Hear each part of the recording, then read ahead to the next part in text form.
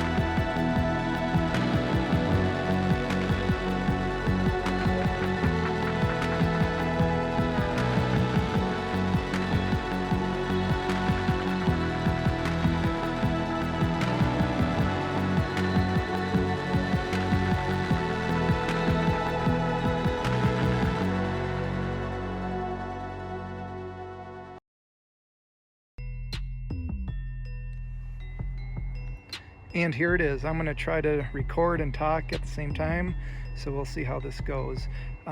So I've had the bike for about 2.5 weeks.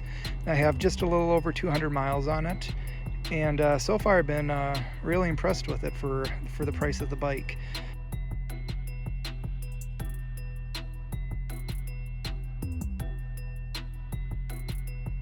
All of the bolts on the braze-ons were completely dry, so you'll definitely want to put grease in them. And then on the seat tube here is ungreased also, so you'll definitely want, with a steel frame, you'll definitely want to add some grease to that.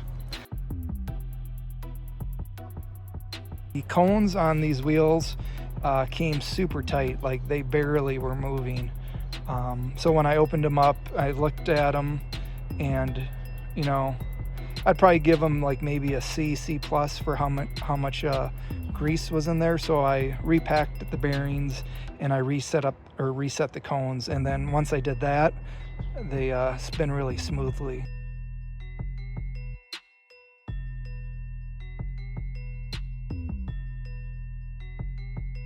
The chain when I got the bike was crazy tight, like there was barely any movement. But I saw another YouTube reviewer saying, you know, he was going to just roll with it and see how it goes. And, you know, after about 10-15 miles, the chain loosened up quite a bit. So that's really was a non-issue. Another concern was having the horizontal dropouts with the disc brakes. I wasn't sure how that was going to work. But so far, it looks like they just kind of designed the axle to be in the center of the horizontal dropout, and once you put it there and lock her down, it hasn't given me any issues. I'd say one of the biggest highlights on this bike are these brakes. Never even heard of the Lyras before, and I actually had a set of BB7s that I was planning to put on the bike, but I decided to just set those brakes up first and test them out, and they're just as good as BB7s, so I'm not even going to throw those BB7s on there. To me, yeah, I mean, I was really impressed with those brakes. And like I said in my earlier video, the only thing that I would recommend changing, well, at least for me, would have been the handlebars. They were crazy skinny, I thought. These are 44 centimeter salsa cow chippers, and they're about 2 inches wider than the stock bars.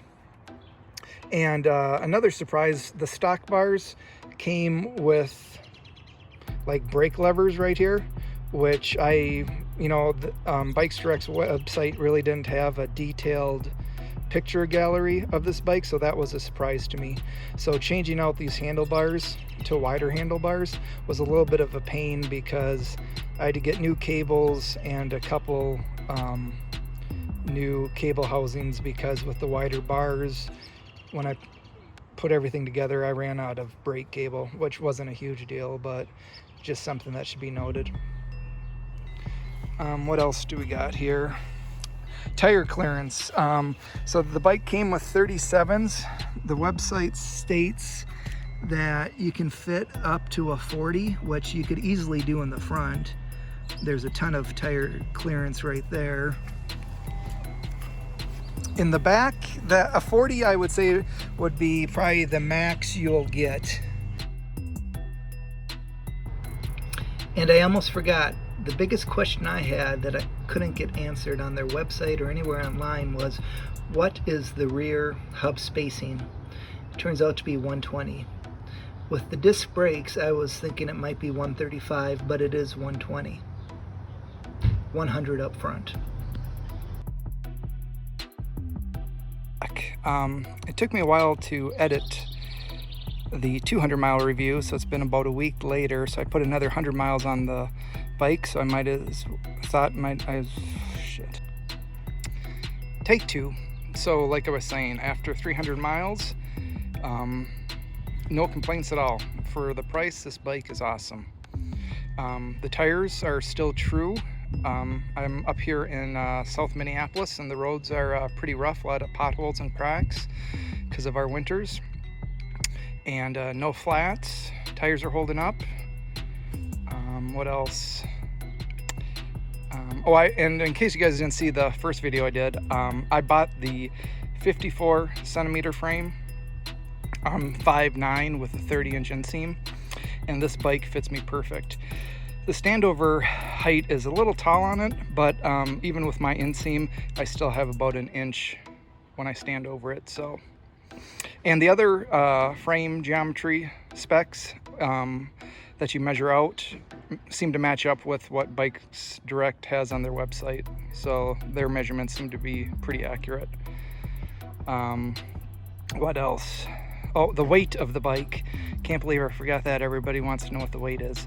It's a little portly. It comes in at just about 26 pounds on my bathroom scale. Then I also weighed myself with two 40 or 20 pound dumbbells, and I was like at 39 and a little over a half. So that seems to be fairly accurate. So this bike is probably around 26 pounds. And the ride quality, it's 4130 chromo, which I wasn't sure really what that means, but it's not as smooth as my Salsa Via, but it's pretty close. I mean, I'm happy with it. So if you guys have any more questions, just feel free to ask. And once again, thanks for watching. And I've always wanted to do this.